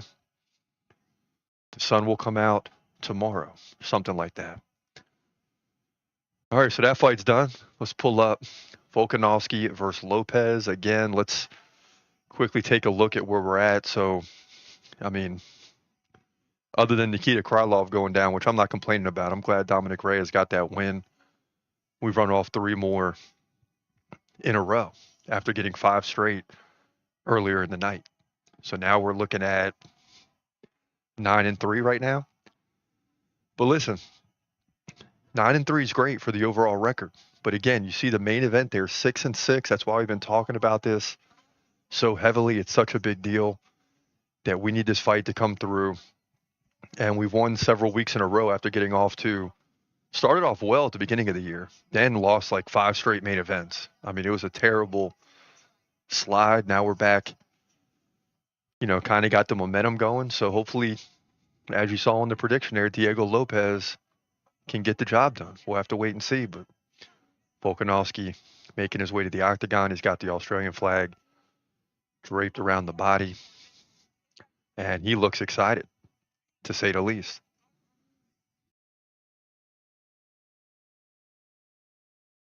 And what's crazy for Volkanovski is he gets another chance. Don't give a guy another chance, right? You think about it. If Ilia Topuria was the champ, as long as he wanted to be, Volkanovski's never getting another title fight. So, and you got to wonder if that was going through his head after he lost the last fight, got dominated by Topuria. So he does. He looks happy. He looks excited. And this is an opportunity for him to grab the belt back.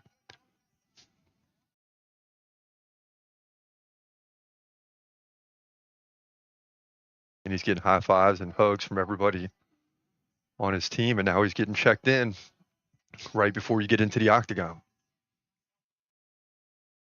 Former UFC featherweight champ, second most title fight wins in UFC history. Featherweight history was 6. So that's good.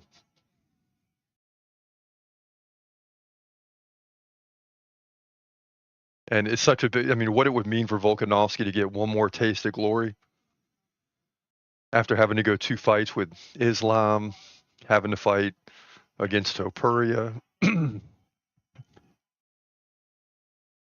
you'd like to say, hey, those fights made him better, right? And on some level they do, but he's getting older, right? So he's not getting better. He's just more seasoned. And we now know that he's not unstoppable. He's got a chin. But he's still a fan favorite. Volkanovski's been in the game for a while. Should he win this belt, nobody's going to care how old he is, anything like that. This is a second chance, third chance, fifth chance, whatever you want to call it, for Volkanovski. And the guy's 26-4. So at one point he was 26-1 and just unstoppable. How many times did he beat Max Holloway? And we've seen Max Holloway do some amazing things, but Volkanovski beat him each and every time. So Volkanovski, 36 years old, so that's why we're talking about the age. Not too old, not 38, 40, not 36. He's still got a little gas in the tank. Diego Lopes, 30, right? You start to see what guys do at 30. You're seeing Paddy Pimblett. You're seeing Khamzat Chimaev now at 30, right? He's going to be fighting for the title soon.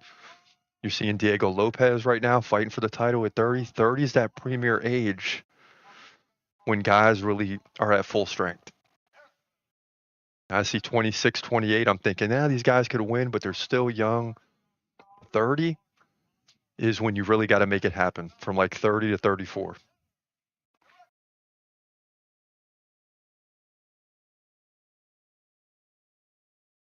Bruce Buffer getting him, or at least beginning the introduction, is going to take a minute. And personally, I'm hoping for a quick finish. For the simple fact that it's like 38 degrees out here now. It was 39, is down to 38. They said a freeze warning is in effect tonight.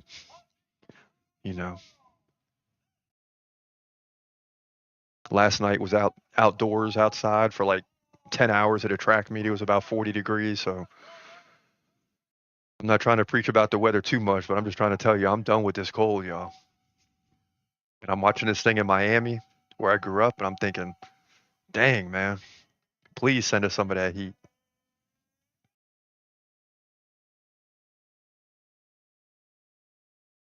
Right now, if you're wondering what's happening, Bruce Buffer just jumping around, screaming a little bit, getting everybody fired up. Volkanovski's pacing back and forth. Diego Lopes is just jumping around.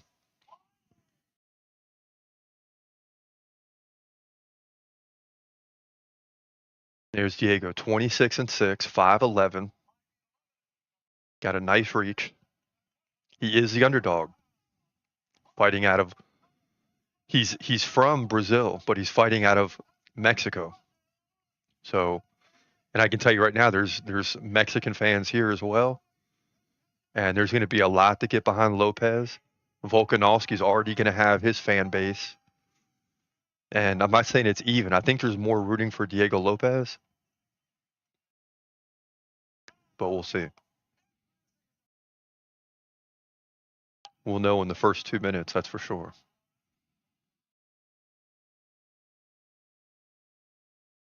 So Volkanovski's a 160 favorite.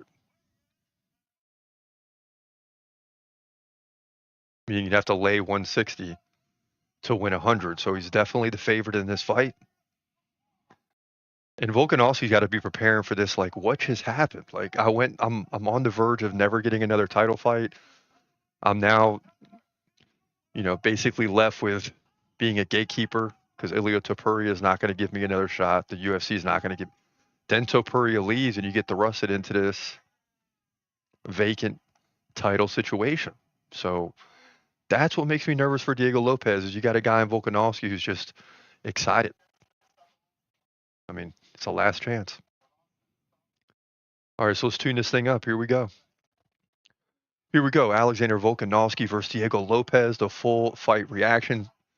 We're prepared for 3 or 5 rounds if it goes that far here at UFC 314. This is for the vacant featherweight title. So buckle your seatbelts. We could be in for a long one. We'll see. Because I don't know if Diego's as good as Topuria. Definitely not as good as Islam. So is he going to be able to finish Volkanovski like those guys did? We'll see.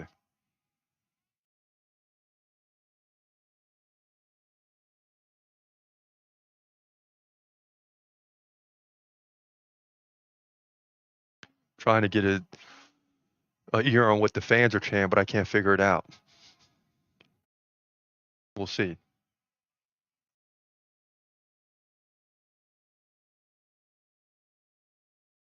So Volkanovski's landed, a couple taps. I didn't hear any roar from the crowd. We'll see when Diego lands, and we'll know which way this crowd is going for sure.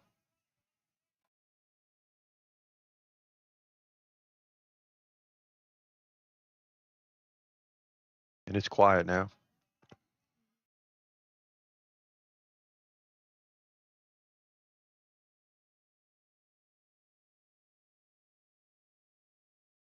And the experience, I mean, it lies with Volkanovski, right?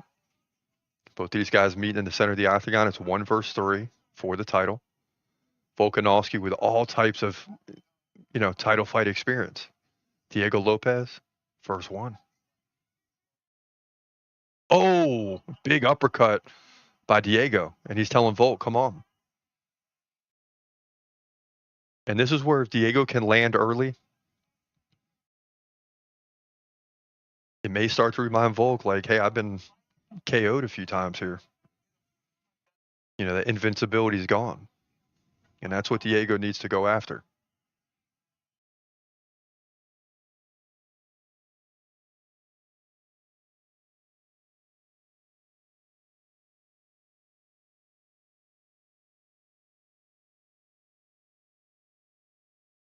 And when Volk's won the belt, or was retaining the belt in all those title defenses, I mean, he was always outpacing his opponents. I mean, that was the key, right? You look at the Holloway fight. I mean, those guys went back and forth multiple times, and Volkanovski just outpaces him, which is crazy because Holloway is very fast-paced.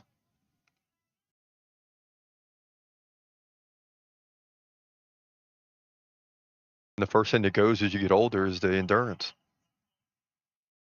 Both guys trading a little bit here. Volkanovski lands a left jab. Diego Lopes resets.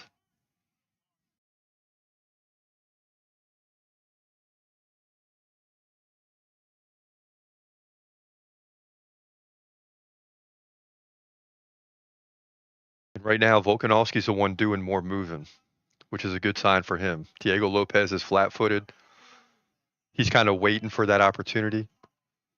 But you can't do this for 5 rounds with Volk. Oh, big left by Volk. Almost sits down Lopes. And it's funny, right after this fight starts, the odds go right to even. But yeah, you can't sit and wait for your opportunity against Volkanovski because he's going to outpace you.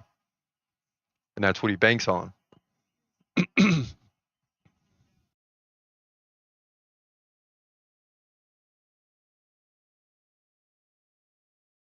you imagine if Volkanovski wins his fight? He's going to go freaking bananas. It doesn't matter if Topuria left a division. None of that really, it matters, but it doesn't. Because now you're the champ. Oh, Volkanovski comes in looking for a takedown. Kind of got a bear hug here, really.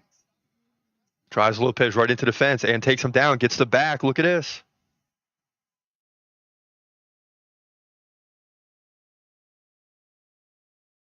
And lands a knee. While Lopes was down nearly on all fours.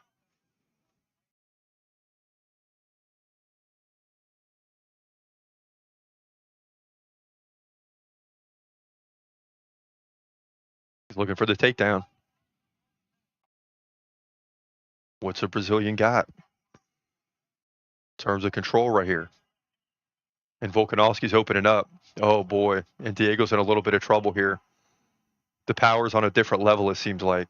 And now Volk's got him down on the ground. This is not where you want to be if you're Lopes. Luckily, there's 10 seconds left in a round. He's just trying to hold on, but this is not a good look. Not a good look for Lopes. And he's already covering up. Luckily for him, the round comes to an end. And oh boy, Volkanovski looks like the 30-year-old self once again. Oh boy.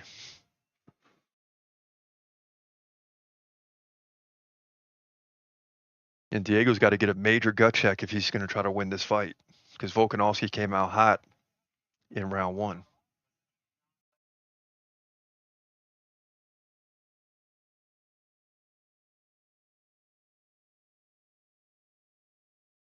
Now, what you will see, and I'm speaking from experience on this one, playing college football, you're in a big game, in this case, big fight setting. You're amped up. You're amped up. And all of a sudden, about a minute or two after the fight or the game starts, you feel exhausted. You're like, what is going on? Because that adrenaline rush starts to calm down. And then it takes you a few minutes after that to kind of get in the rhythm where you're not necessarily tired or breathing extra hard, you know? And maybe that's what will happen for Lopes.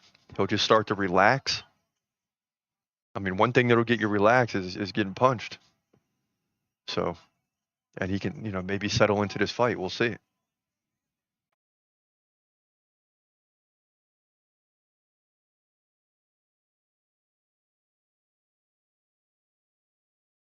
Remember, Volkanovski ruled this division. Yeah, he's getting older, but he ruled this division until he went up and fought Islam and until Topuria came along.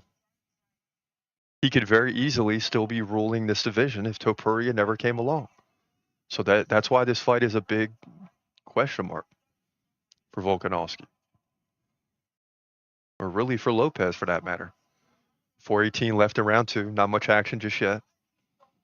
And I'm not even looking at the stats. I'm just watching this fight, and Volkanovski's clearly winning early on.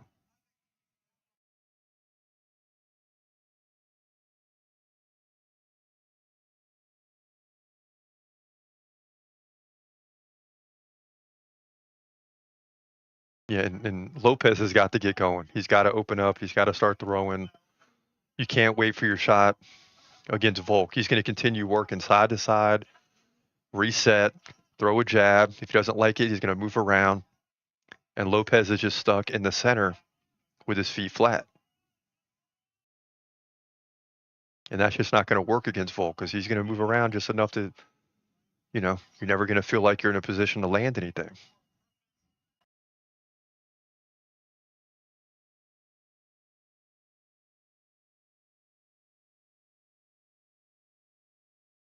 And Volk, after being KO'd in back-to-back fights against two high-level fighters, he's dying to get in here and get a finish. I mean, he would want to finish better than anybody on the planet to get his mojo back. A loss here would just be devastating for Volk. So he's giving it his all. He goes in for a quick takedown, doesn't get it. Both guys exchange. And again, Volkanovski gets out of there. He's keeping himself from bad situations and allowing Diego to land combos. That's the key. Nice right there by Volk.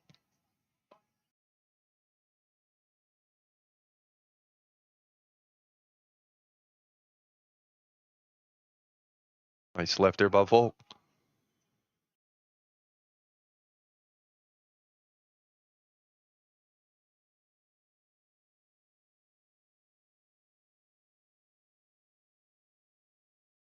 Volkanovski just slowly, not wearing Lopes out, but getting in there, landing a few combos, getting out. Coming in, getting out. Diego's lucky to land one or two, every minute because of that. He's just getting outworked. Outclassed really would be the right word for it. 150 left in round two.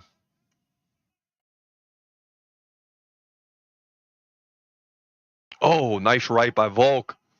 Lopes stumbles back into the fence. Now Volk goes in for the takedown. Lopes trying to dig the underhooks, but Volk's not going to let him go here. He's got him pinned against the fence.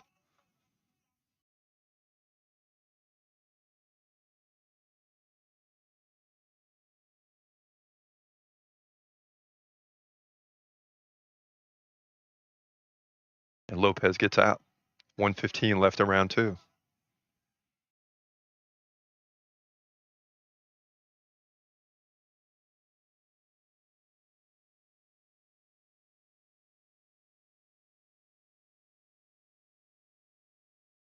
Ooh, nice right by Lopes. And as soon as this round, and we're going to get you the stats, but I'm assuming Volk's up by a good amount, especially in total strikes. Nice right there by Volk and a left. Then another left.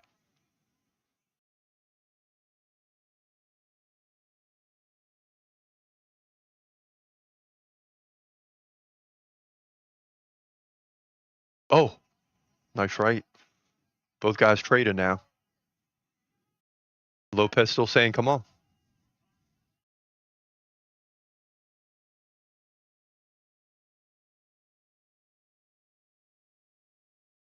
Oh, nice left by Volk. Another one. Yeah. Oh, Lopes knocks down Volk. Look at this. Oh, my goodness. Oh, my goodness. Wow, that changed everything. Gave him a little momentum. Volkanovski's looking great throughout this fight, but one punch could change everything, as we just saw. So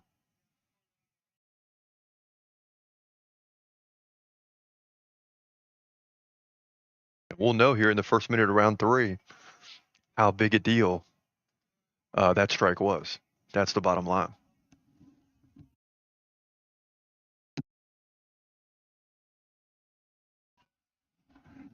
Volkanovski getting instructions from his corner,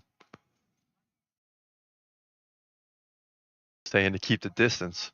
Come in when you need to, but don't get caught in the range of Lopes. Oh yeah, dude. He definitely caught Volk there. Okay. Left, right, bing. Oh shoot. And Volk's got that look on his face like, how am I on the ground right now? Right? I'm dominating this fight. How am I on the ground? What just happened? Here we go.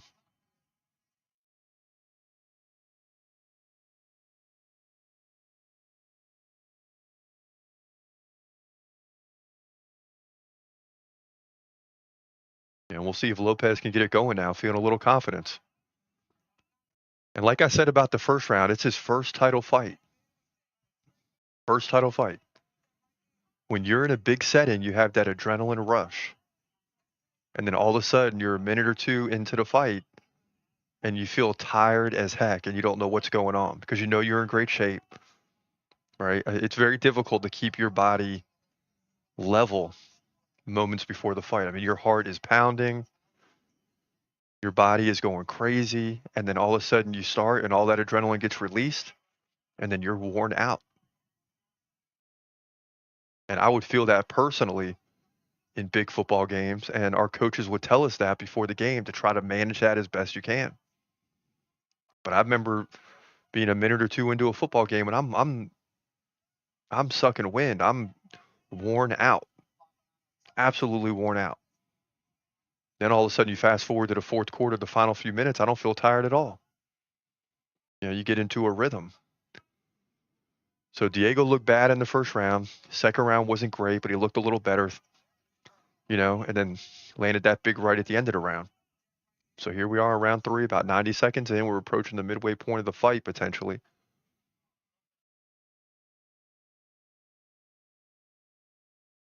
And Volk getting back to where he left off in rounds 1 and 2.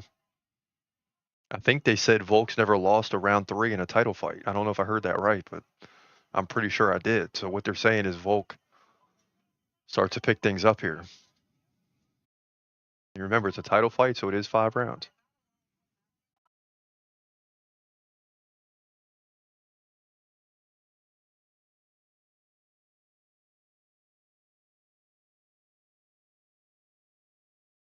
Oh, big right by Lopez. And boy, I'll tell you what, Volkanovski better be careful.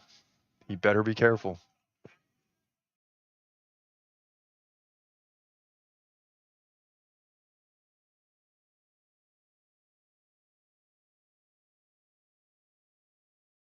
Ooh.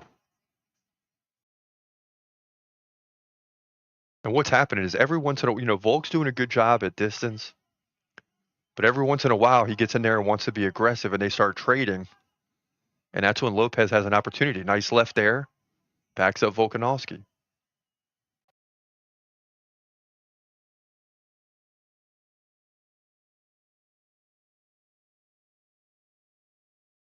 Final 2 minutes, round 3 or more. We're past the midway point if it goes a distance. So we are in the second half of this fight.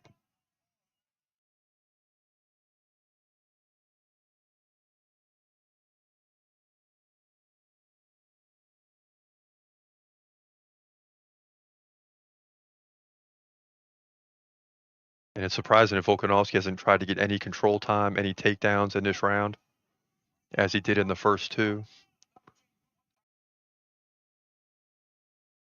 Here they go with the exchanges again.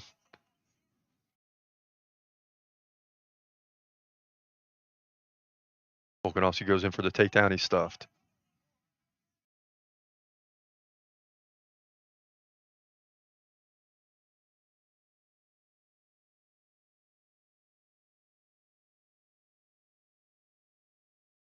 Nice right by Volk right there.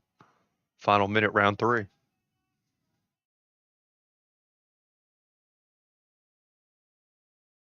So Volkanovski's 0 for 3 on takedowns since the end of round 1. That's interesting. Which is why he's not going for him. That answers my question. 45 seconds left here, round 3. You expect a flurry down the stretch, both guys trying to win the round. If Volk can win this round, he's probably up 2-1.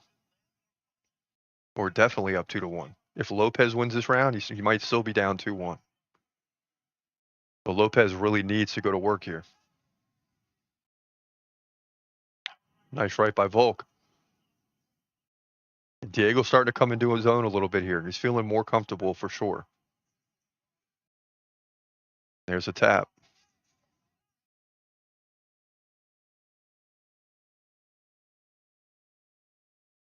And that'll do it for round 3. And Lopez is kind of looking like he's pissed, right? He's starting to get into this fight like he's pissed.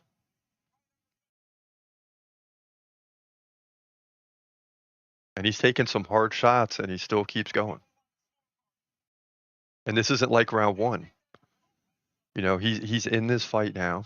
It's a battle. He's dropped Volkanovski, so he's got that monkey off his back. And now we enter the championship rounds. So you already know this is when things get interesting for sure.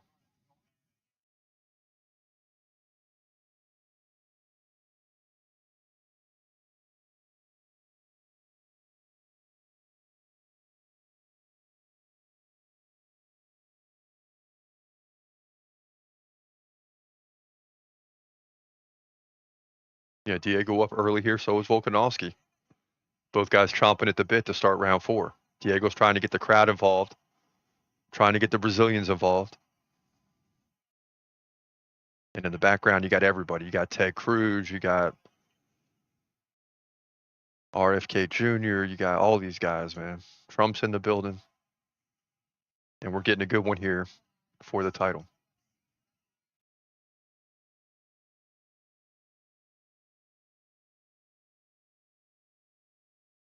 And I feel like something's going to happen. I just can't see this going the distance. I mean, it could, but I just feel like something's going to happen. Everyone weighed in on Twitter saying 30-27 Volk. There's a 29-28 Volk. Yeah, I think he's probably up.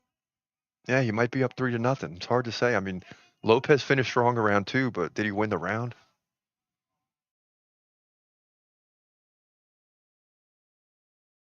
And then he thought he'd jump on Volk in round 3, but he didn't.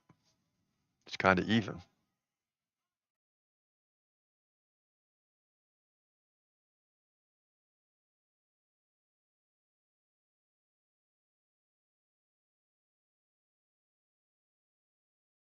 Come on, Diego, we need this, man. Go to work, baby. Go to work.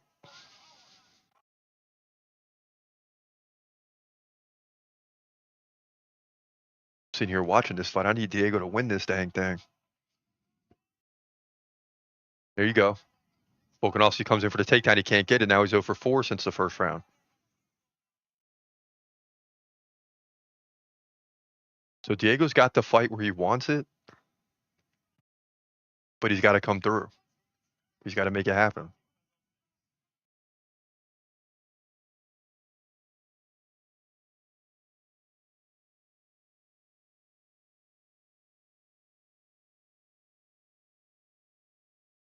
Come on, Diego, get busy, man. Get busy. Let's go.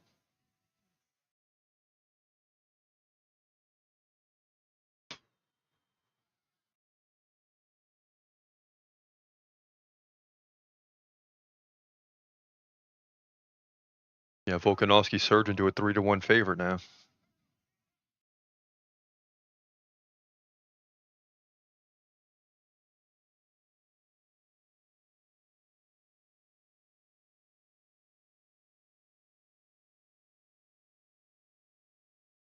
Diego's still coming forward, but it's just that flat-footed nature. It is very tough against a guy like Volk because he's so active. He doesn't stand in one spot for too long. I mean, he'll see if he sees something he likes, and then he's sliding, and he's resetting. And when he does that, you got to reset now too. And Diego just wants you to stand there so he can punch you, you know. Oh boy, they're opening up now. Let's go, Diego. Let's go, Diego. Plenty of time. Volk's wiping the eye. Let's go. Nice right by Volk. And Volk's backing off. This is Diego's best chance right now. He's got to get it right now. Volkanovski's retreating right now. But he lands a left-right. See, Volk's getting stuck in his battle back and forth. That's not where he wants to be. Come on, Diego. Come on, Diego.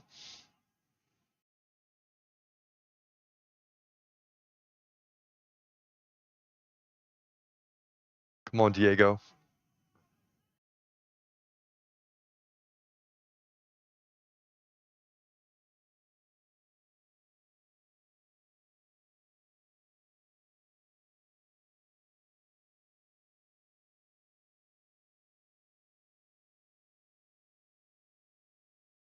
Dang it.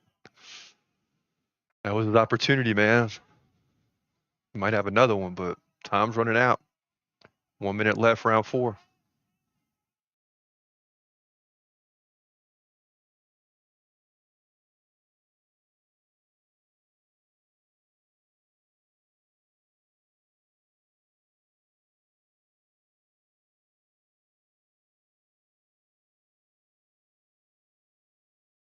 Yeah, I'd say Diego won this round, but if it goes to, I don't know, maybe it's 2-2, maybe he gets lucky.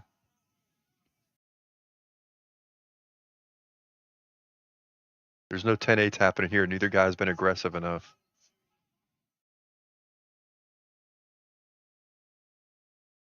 Volk lands a big right here. 20 seconds left in round 4.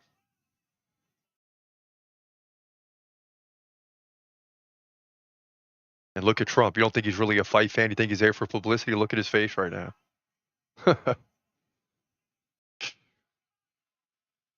Wow, so Volkanovski's still leading this round in significant strikes? How is that? It's crazy. Round 5 coming up. Let me look at these stats, man. Oh, Volk's way up, dude.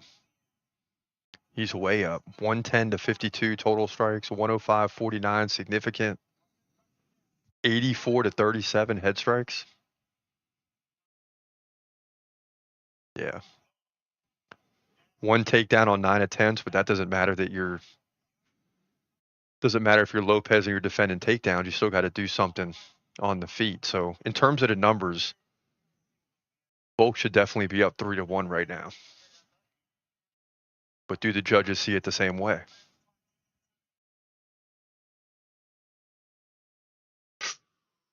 Oh my goodness.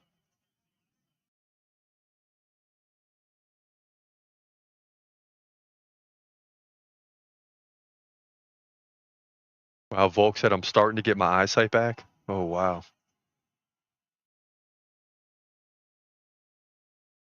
The ref talking to Lopez, I don't know about what.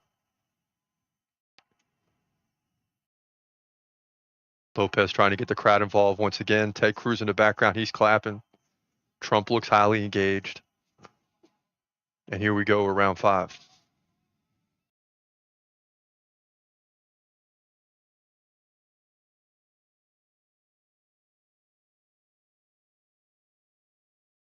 Yeah, Diego's clearly going to have to go for it in this round. So he's looking a little more jumpy on the feet.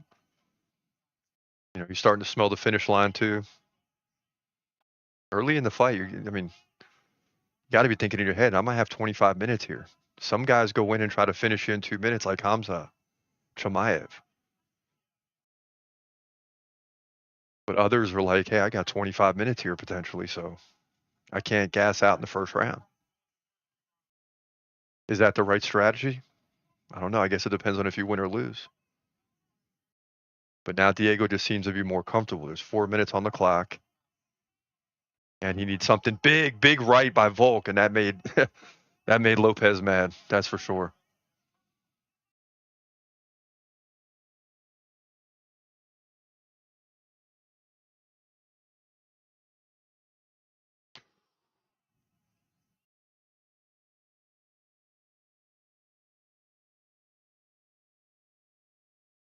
Okay, Lopez, come on.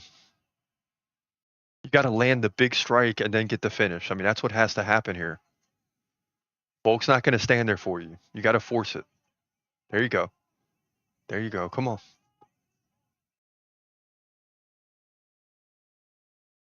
What's crazy is Lopez is advancing 43% of the time, Volkanovski only 5%.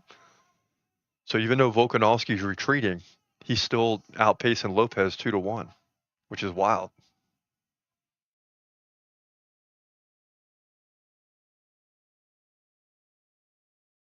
Nice right by Diego. Ooh. Volkanovski stuffed on another takedown. He's now 1 for 10.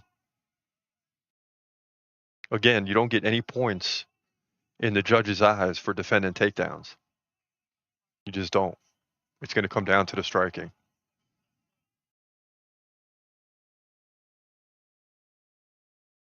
Another takedown attempt. Stuffed by Lopez.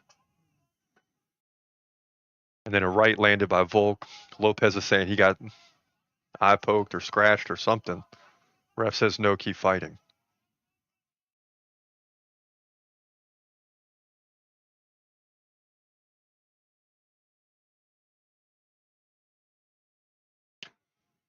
And the crazy part of this is if Lopez loses this fight, he's going to walk away thinking to himself, I could have won that fight if I would have been more aggressive, which he's moving forward half the time, but more aggressive in terms of forcing the fight at all times.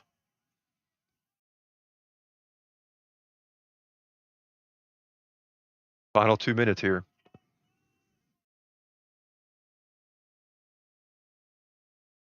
And I feel like our prediction is falling apart minute by minute. Volkanovski looking more and more like the champ of old. Not old, like getting old, but the champ of 3 years ago.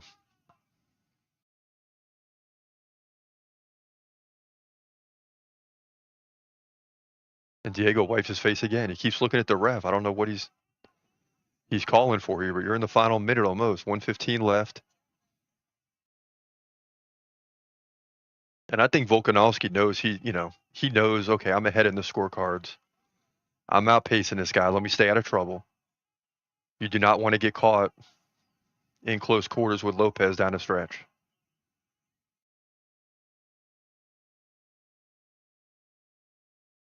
And see, Lopes is taking punches and just saying, come on, it's not hurting me, come on. Now Volkanovski's on the run and Lopes is going after him, but still, I mean, Volkanovski's led every round in significant strikes. And as much as I don't want to see our prediction go down, Volkanovski's outpacing him. But Diego looks mad now. He's saying, come on, stand and strike. And that's the thing, right? I mean, Volkanovski is only coming forward 5% of the time. So he's trying to lure you in and then pop, pop. And then he gets out of there.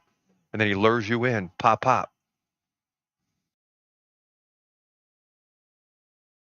Lopes calls for him in the center of the octagon. Volkanovski comes, and that's a wrap. Lopes puts his hand in the air, but I don't know. And see, Lopes is probably going to be upset after this fight, and he's going to have to watch it back and play it through his mind. But the bottom line is Volkanovski outpaced him. But he's going to feel like in his head he won because he's going forward half the time. He's always pressing forward. He's always having to chase Volkanovski. How many times do you see that in boxing and the guy still loses?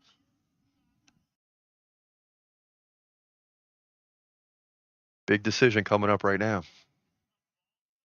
Big decision coming up.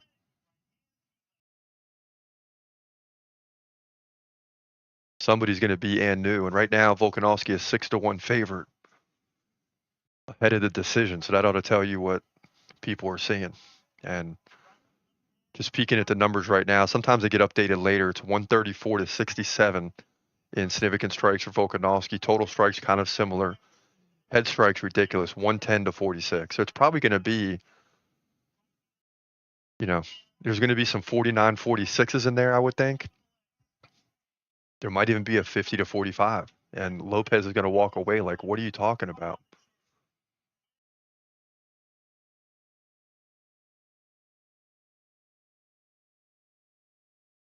Yeah, Diego has a chin, dude. He has a chin. Like, he gets hit, then he says, come on, come on. Like, it doesn't even phase him. The problem is he's getting outpaced. He's getting hit more. That's all there is to it.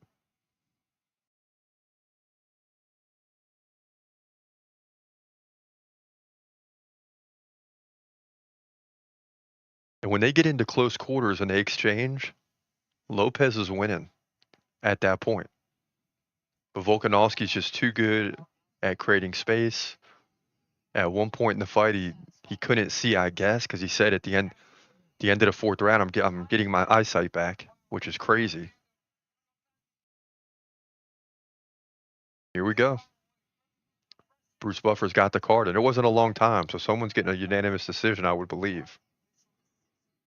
Lopes has his hand in there. He really believes he won this fight.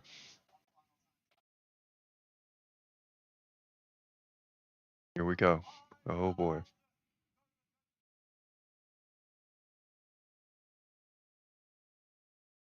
(48-47), 49-46, 49-46. Volk knows he won it. Yeah. And new. Oh my goodness. Alexander Volkanovski gets the belt back, man. And once again, you're going to see his picture up there as champion, and our prediction falls through the cracks. Back to 6-7, despite being 9-4 in the night. It is what it is. And Volkanovski's on all fours. And he can't believe it. 36 years old, gets the belt back, and he's sitting around 6 months ago thinking, I'll never fight for the title again. I guarantee it. I guarantee it. But that's the way this thing goes. Volkanovski looks happy, obviously. He gets the belt back. And that's the way this thing finishes here. Featherweight division, UFC 314. So listen, that's going to do it for today's show. I appreciate y'all watching. Great time. I'm glad we got through it. It's freezing out here. And I'm ready to wrap the show up because I got to get in and start binge watching some shows. That's just the bottom line. I mean, it's 1 a.m. I'm on spring break. I don't work for 9 days, so I'm staying up late tonight. For now, this is your boy Chris Cross. We'll see you tomorrow with the UFC 314 reaction. Until then, have a great night and God bless. Peace.